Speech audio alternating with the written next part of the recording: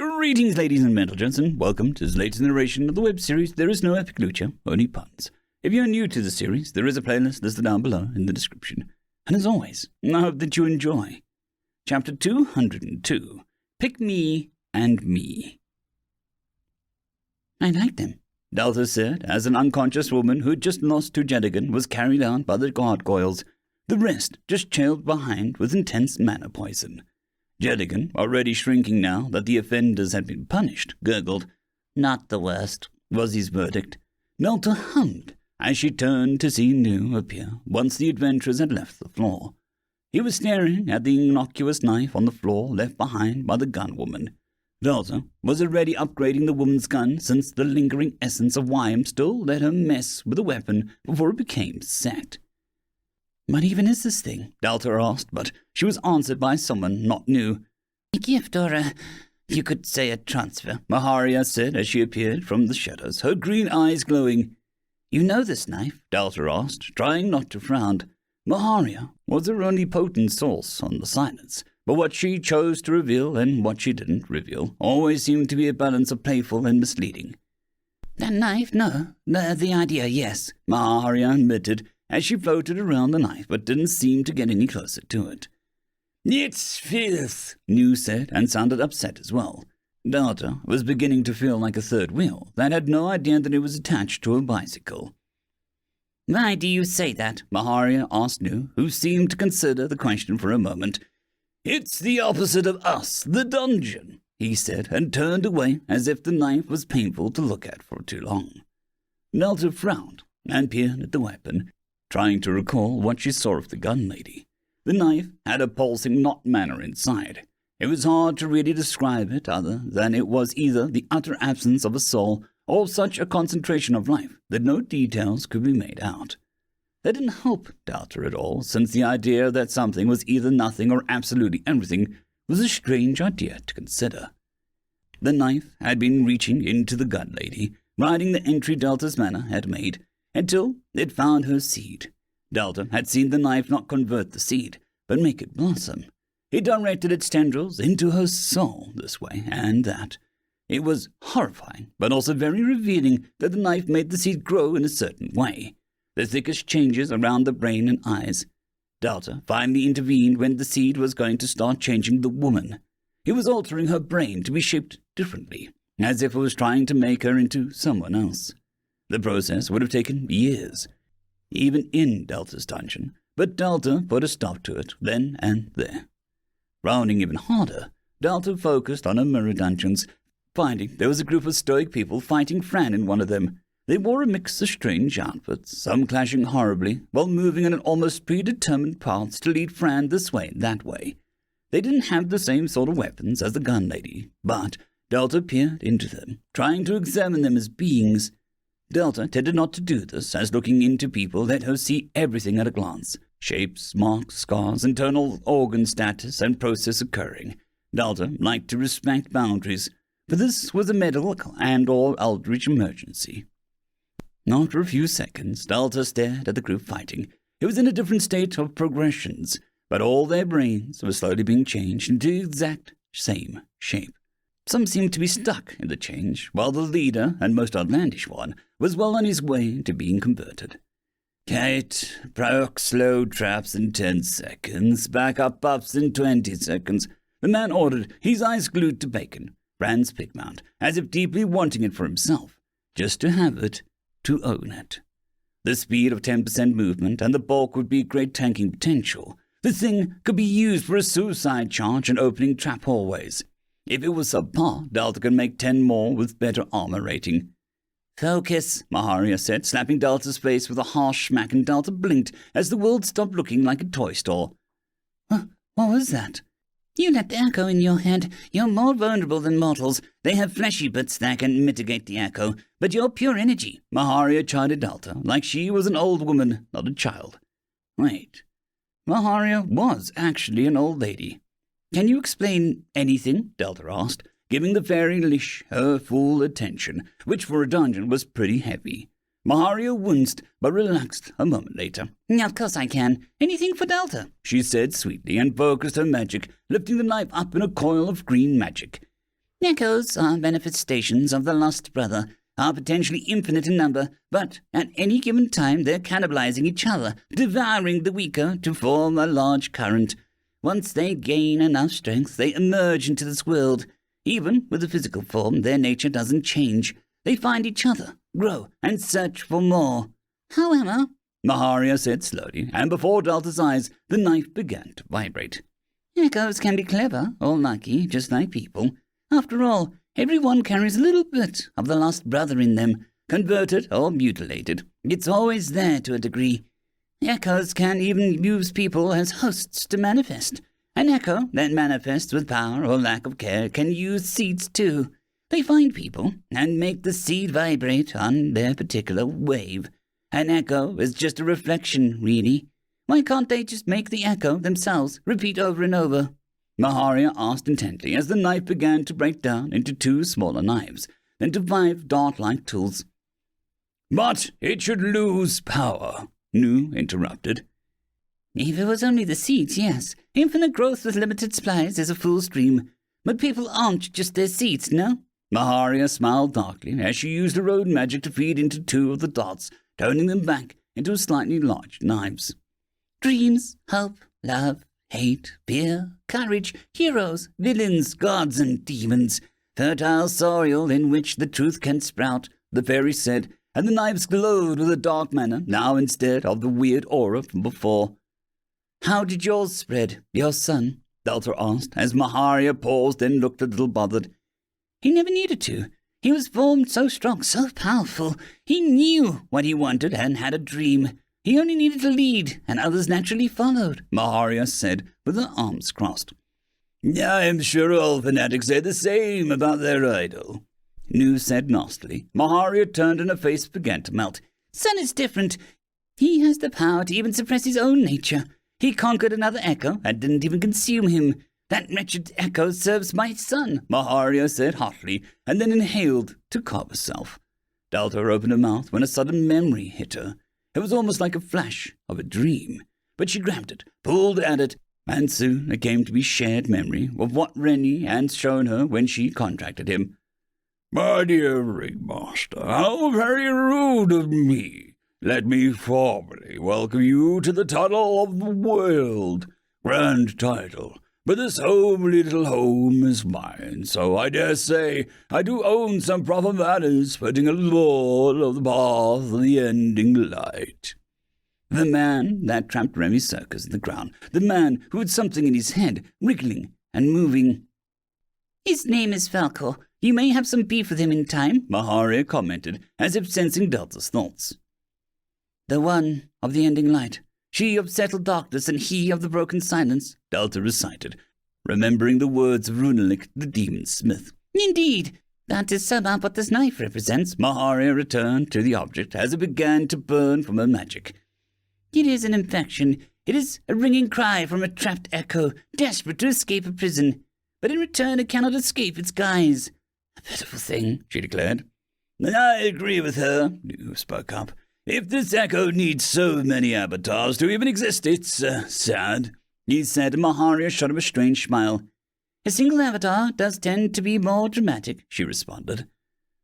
There must be some way to stop this echo infection. Delta asked with concern that these echo people might be all over the world and beyond Delta's ability to help.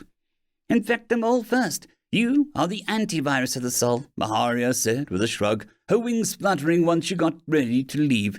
Please, Delta said, moving closer, and Maharia halted. All echoes have a prime avatar or form. If it is consumed or destroyed with rare tools, such as soulfire, then it can perish. It might only make room for other echoes, but they'll be spread out and prone to fighting, Nu said, and Delta stared at him. Nu looked almost lost in his own thoughts. How do you know that? Delta asked as Jelligan watched this entire exchange silently. Nu trailed off. I told him before, when we went to the Trinity Dungeon, Maharia interjected with a casual tone. Yes, I believe that was it, Nu said, and looked shaken. Delta couldn't quite blame him. This echo stuff was insidious on all levels. But how can I stop the avatar if I can't leave my dungeon? Delta mused as she began to pace. We could ask Aruli or Quiz, Nu stated. I could, but they might get infected or swayed. I don't want them getting hurt, Delta said, then shook her head. No, that way lies the loner antivenom route, she told herself. How are you even going to find the Echo? Maharia asked Riley as if this was an issue. Oh, I already know where it is, Delta said without looking at her. What? How? Maharia blurted out, as if she was ready to tease and bargain for the info. Delta brought them into her map and showed the manner she borrowed from the group in her mirror dungeon. Tons of tiny dots appeared on the map, but there was a massive glowing blip right next to the dungeon.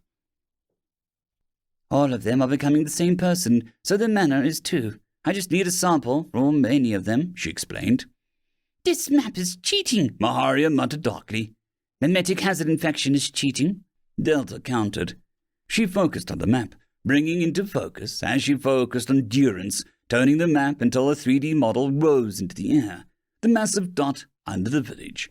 There were another 2 dots around the village, but they kept moving rapidly, fading in and out of focus as if they weren't entirely in this dimension. Delta labeled them Sun and Falcor mentally.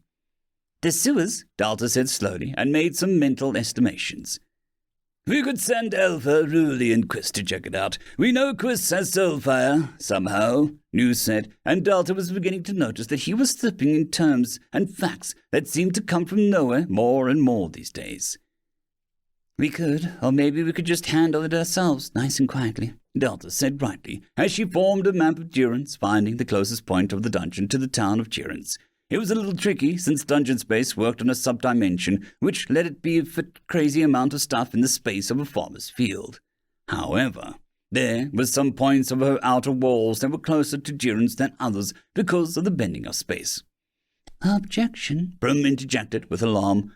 Yes, Prim, sweetie? Delta asked kindly. The primal system that she accidentally gave sentience formed a bunch of windows, all of which proclaimed the security issues of breaching Delta's space and escaping into the world. Abomination! You'll become twisted. You'll change. You'll cause panic, Prim insisted. Or I could save the world from a munchkin infection, Delta said gently. I will not aid you, Prim said stubbornly, and Delta wasn't too worried. She could handle this by herself, easy enough. Your art proves otherwise. Delta's eyes twitched before she smiled, becoming serene again. I got this, she said. And again, we can just ask Quiz to burn it, Nu said, and Maharia coughed, drawing attention. They're imprisoned for a reason, she said, and waited. Getting no response, she sighed as if her talents weren't appreciated. Echoes rig out the loudest when their forms perish. That's how they consume each other, by fighting. So, if someone is standing feet away when they die, they get a full force of that death rattle, Maharia said with a wave of her hand. I haven't even gone close to cleaning Quiz's seed. It's really developed, Delta muttered, thinking of the fire mage. The Echo is sealed away, and these followers only seem to able to harm themselves in the slight number. Why not accept the victory where you can get it? Prim asked, sounding so frustrated. Because I don't accept outcomes that are either bad or worse. I want a damn happy ending, Delta insisted. She looked down at the ground. I don't want to live with a I had no choice or a it was for the best. I want to try, she said quietly. There was silence before Maharia gagged. You are cringe, she declared, and left for the shadows. I am an adult that works with children. It is my right to be hip and cool, Delta yelled after her. Nu, let's mosey and jive into breaking quantum physics, she ordered, with a finger pointed to the hole. Can't you just do insane things without sounding insane? Nu asked with pain. No. Delta floated behind the waterfall on the second floor, the hidden rest space for those curious to explore. It was here that a dungeon leaned the most towards the sewers of Durance. She focused and began to push with her mana. A dozen windows opened and closed in rapid succession as earth began to give way. The small hole rapidly caved outwards, revealing a round tunnel that was barely big enough for a child to move through. About 10 meters deep, the process suddenly halted, and Delta found herself pushing against the boundaries of a dungeon, an unyielding wall of metaphysical no-man's land, where everything in her screamed she couldn't exist there. She shed her dungeon mentality entirely to Nu, who formed a full avatar as she used a near-formless human side to do what a dungeon could not, Pushing the tunnel gave way to a void of twisting mana that looked to be a furious sea of her own mana and the world's brothers. The violent tides pushing and pulled, tearing apart anything but the most determined of forces, or the ones with nothing to lose. She focused, watching as all around her dungeon the mana was merging and directed to sustain a growing world. Delta's dungeon was like a giant nail pointing down, penning a particularly violent current, but entwined with that flow, the brothers' mana was dark threads and bulged tumors of silence. "Can't do anything about them right now," she yelled to Nu, who couldn't follow her this far out. She focused endurance, seeing how it was. "That's not a town," she said stupidly, as the massive creature allowed some of its tiny limbs to be moved this way or that to soak up the sunlight, while newer tendrils were coaxed to the surface for purposes. A very fresh growth looked to be very near her dungeon, and she even thought that she could see familiar strands of her mana inside the building that the tendril was connected to. The thing noticed her, and the body was a massive box with a sleepy eye. "The town is a mimic! The town is a mimic!" she screamed as it moved a few buildings around when it seemed no one was looking. A tendril moved in a mana space, which the creature seemed to exist in mostly, while it pierced into the physical world. The tendrils had a small, glinting, tarnished round piece of metal on it, tied to a scruffy collar. Delta squinted and managed to read it. "Mimi, if lost, return to Durance."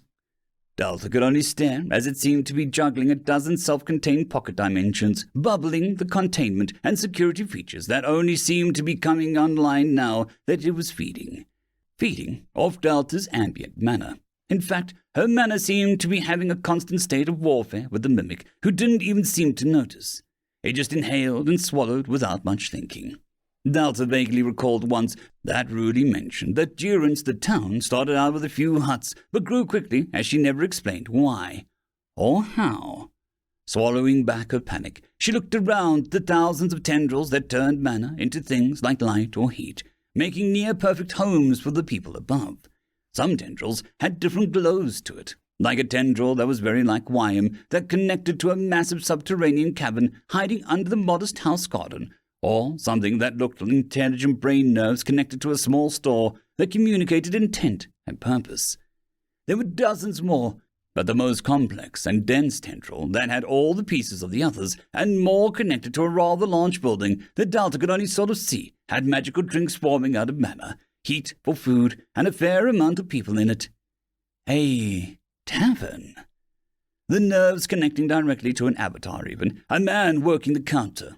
The mimic saw her curious stare and seemed to show her without really moving. The man was named Nibs, which confused her for a moment until the mimic pulled another tendril close, showing a little napkin or a bib one would have for a child, crudely made by hand with wonky stitching. "My little nibbler." Delta just had to step back and repeat that all her surface friends, the children, the groups, and more were all currently inside a massive mimic. Something that could at any moment compress its tendrils like a bear trap. However, Mimi radiated no malice or even hunger that Delta might expect from a mimic. It was old, very old, and content to lay and bask in the sunlight like an old dog on the porch. "Break the rules and learn things," Delta summed up as she tried to communicate with the being, but it was hard since Mimi spoke with intent. But there was a massive mana stream between them. Mimi fed on it, but she was mostly in a dry riverbed, only a few puddles around her. It looked huge to Delta because she had been hidden from it, protected in her space. But to Mimi, this was still very much a withered land. The mana vein had been very drained, and it wasn't coming back any time soon, other than the small stream known as Delta pouring into it. Mimi slowly reached over an unused tendril that had once been used to support the land above, scars and old wounds showing how the effort to do so had been costly. Delta frowned, looking to where the tendril had been, finding it almost parallel to her third floor, Maharia's old castle. Once the tendril got close, Delta felt an acute pressure in her kidneys, like a giant finger slowly pressing into her. She weathered the sensation and knew why Mimi could have caused her serious pain if she latched onto Delta's dungeon beforehand. The tendril came close and Delta reached out. They connected and pressure filled her existence.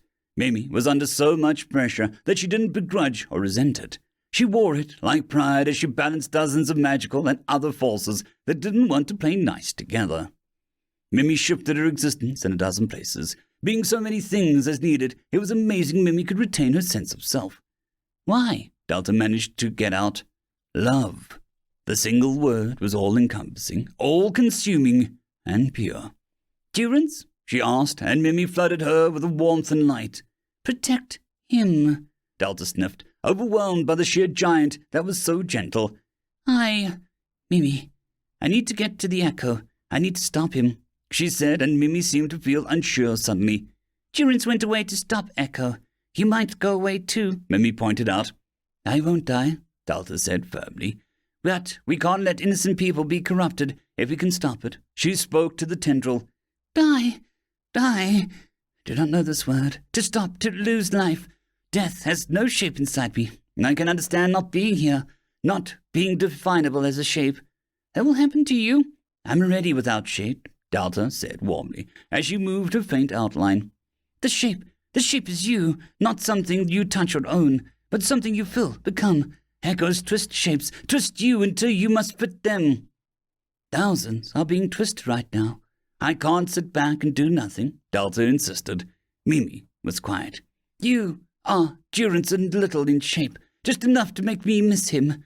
I'll let you do this if you can find Durance's outside shape, Mimi decided, and tendrils covered the hollow mess of tubes that acted as a prison on the Echo. His what? Delta blinked, still holding the tendril.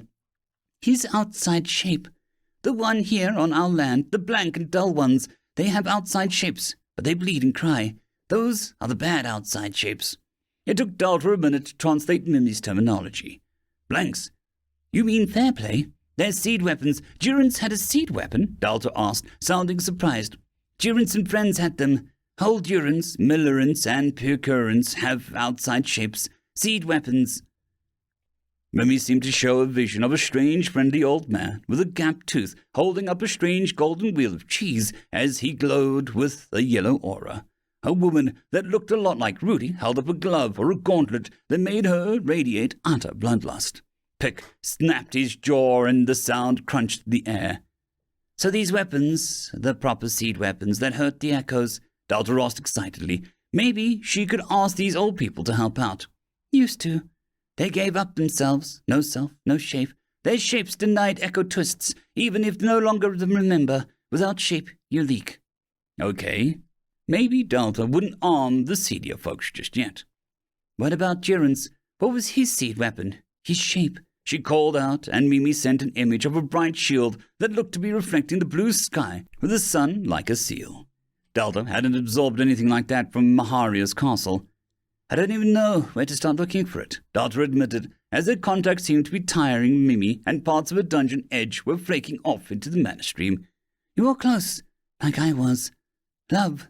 Protect him. I'll look, Delta promised as Mimi began to pull back. Delta, Durance finds you. That's how it works. He finds people and changes them. You needn't look, Mimi said gently, and her massive eye closed with a snap. Delta flew back as a chunk of her mana floated into the mana stream and the vein. Janai Visp looked up as alarms went over as powerful disturbances spread out and affected every monitored mana vein that Fairplay could find. The tallest point of the headquarters slid into emergency mode as it tracked the signs of corruption to the dungeon that had produced it. When a dungeon pierced its shape, it produced clots at the nearby mana veins. That was some of the easiest signs to predict a dungeon turning into an abomination. Janai barked orders as dungeons were quickly eliminated. No invaders to the Silver Dungeon. That was the first thing to be checked, as new dungeons could slide into that husk like a hermit crab. Ruby Dungeon stable. Royal Dungeon and beyond stable. Queen's Dungeon relatively stable. Janai continued to listen to the incoming reports from the workers at their desks, tracking mana veins and tracing the nearby dungeons using tools that could cost them dearly to recharge. But it was important that it was done. Twin Dungeon stable, not stable, normal response. Diseased right arm pentadungeons currently in Smog Cloud, results pending. False Dungeon stable.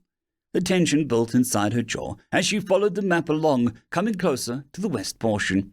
Shroom Dungeon, results uncertain. Waves indicate that this is a source of debris, but no infection of the nearby dead mana vein detected. Don't understand. The worker called over, and Janai focused the map over the area. Record should be Delta, it named itself. I don't want records out of date again. It can get some killed if they don't know the dungeon's name in future negotiations. Janai said, and the worker shrank under her gaze. She read the signs, double-checked the mana measurements, and came to one conclusion. The dungeon had resisted going abomination, meaning that someone had tried to force it or an outside influence had sustained it. No matter how Janai cut it, it was illegal and immoral for all those that were concerned. Still, data and numbers would mean little. Report.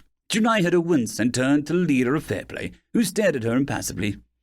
Director Ripdoy, she began, trying to figure out how best to tell the man his child may be in a blast radius of a second dungeon going abomination.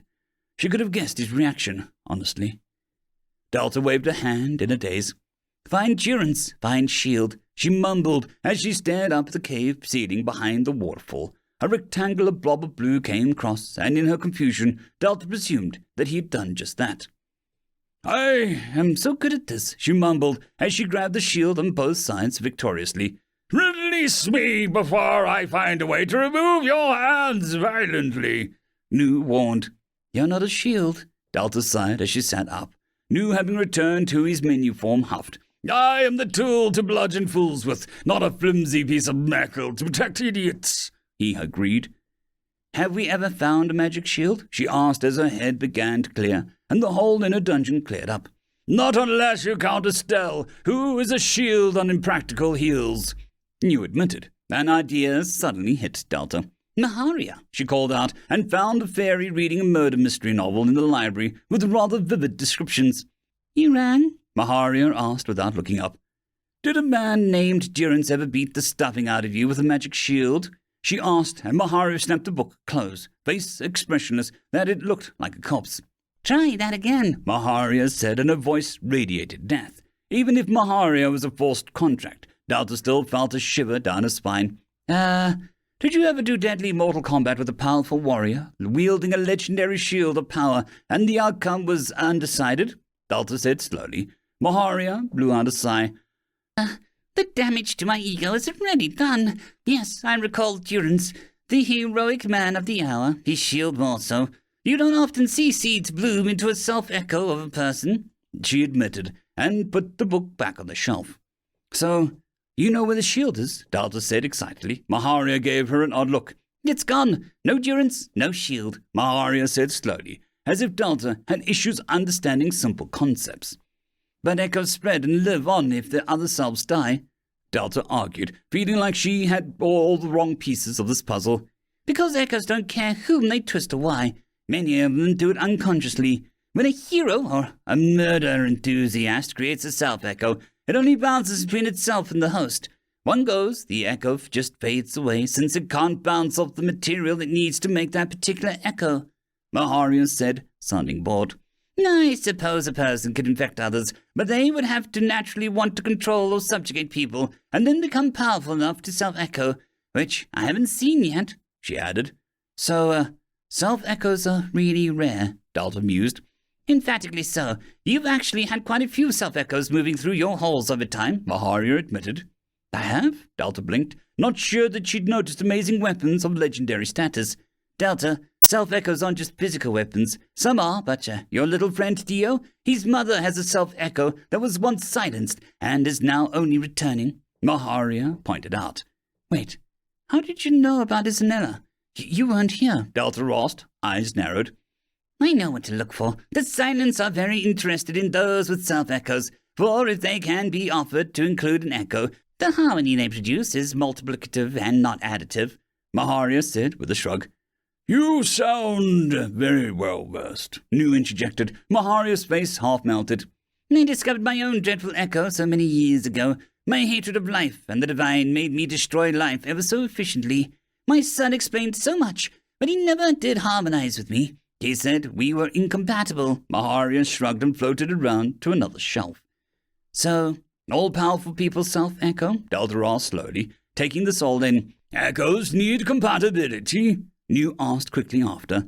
I should be getting paid per question, Maharia grumbled as she pulled out a medical textbook on unicorn dissection. Why are you just telling us this? Delta asked before Maharia could speak again. The young fairy beamed. Because it doesn't matter. The end is what it will be. You win, happy ending. I win, new world order. Either way, something changes, and I do love change, Maharia said brightly. As for other questions, no, not all powerful as self-echoes. Some people naturally just infuse themselves with the power inside. Some self-echo to grant them tangible strength. Some to do it as a response to pain or trauma. Some self-echo because they understand the world is wrong. But in general, for every 5 naturally powerful people, there is one that self-echoes. Seed weapons, as you call them, are effective against silence. Less so in the other things. But power and seed weapons? Delicious power. Maharia grinned as she eyed a depiction of artwork of a grey unicorn being robbed of one of its kidneys by 2 demonic leering shadows in a forest. And yes, compatibility is everything. An echo that rages and has fire to its name will ill-suit a shy maiden who earnestly seeks truth and justice, Maharia told Nu, who listened quietly. Echoes can cheat, of course. Use a tool of theirs long enough, being around them for a time, or even just allow them close to your heart, and then they can bend you just enough to be compatible. Then you can never be unbent, Maharia finished with a calm voice. The knife. It was bending that gun lady, Delta said, and Maharia nodded. It's a method, not one I would personally use. It's chaotic and without control. But the echo is depending on remaining undetected or having all of its little toys not fall to the bottom of a swamp, she explained. Echoes, bending, shapes, self, and experience. Delta felt the words were heavier than she was understanding them to be. Close to the heart. What does that mean? Delta asked, and Maharia blinked, then for the first time, considering her words carefully. When you love someone, truly love someone, be it a lover or your family, your shape will bend for them. Not cruelly or unnaturally, but as if trying to fit together in harmony. If you let an echo shape this love, you can be changed beyond reckoning. When you radiate love, your shape is the most malleable. The most insidious and cruel echoes do this, Maharia said, and for the first time, Delta heard disapproval from her tone. I can be affected by it. Golems and spirits can. Dungeons can. Love is a weakness, and I do not mean that in a villainous monologue manner, Maharia said, and floated off. So, maybe Durance' shield survived because of love? Delta called out after her. The man would have to be adored for that to happen. He was just some weirdo adventurer in the end, Maharia called back with a laugh. She had no idea. Still, this talk of weapons made Delta curious about something. I wonder how Gamma handles self-echoes, she mused, knowing that Gamma was a weapon shifter. That's not what I'm worried about, Nu said darkly. I don't think I need it, Alphys admittedly said, as a strangely calm group invited him to sit at their table as they bartered between themselves using knives, gloves, and amulets that all made his skin tingle. A +3 protection puts you above most, a woman said, with a detached voice. Alpha could understand that. His shield magic skill was quite high. You should always be upgrading. Stagnation implies weakness. Another man interjected, and Alpha didn't want to stagnate, not just when he found Delta. You should get twinked out so that you can raid early. Better drops make you more valuable teammate. DPS only gets selected if you're really good. Someone pointed out. Alpha had a moment of panic, thinking that maybe he would get ditched if Delta found a stronger mage or hero unit. No! Someone interjected, and Alpha leaned back in surprise as 2 sets of hands dragged him back. Begone with you unholy number talk, Amemster warned, and Poppy at his side huffed out smoke. That's that Calc steel in absolutes which can wear you down, Amemster said, as he put himself between Alpha and the people at the table who were offering amulets and coins. Alpha watched as the boy in mostly black glowed with a dark, cool aura. You all follow guides to live your life. I make my own way, he said, and a cool breeze made Amemster's hair shift. Alpha had never seen these two without Dio, but the boy was oddly absent. Nothing wrong with being content, Poppy said, with disdain at the group. Join our group, healers and mages. Welcome. The group stood up, and Alpha finally saw past his own panic to see the haze over them all. a dark, oozing haze of someone who enjoyed winning even at the cost of enjoyment. It was so familiar, so painfully familiar. "Come on," Hamster insisted, and Alpha let himself be dragged away.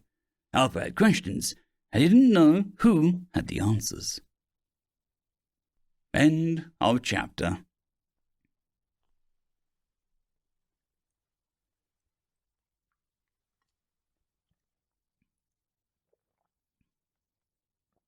I would just quickly like to thank the T5 peeps: Dragon Soup, Cold War Boomerwaffen, Severin Cerberus, Red Panda 121, Leslie 517, Bushmaster 177, Caspar Arnold, Cam Maxwell, Sans the Skeleton, Lightstock, Dragzoon WRE, and Lord Azrakal. Thank you very much.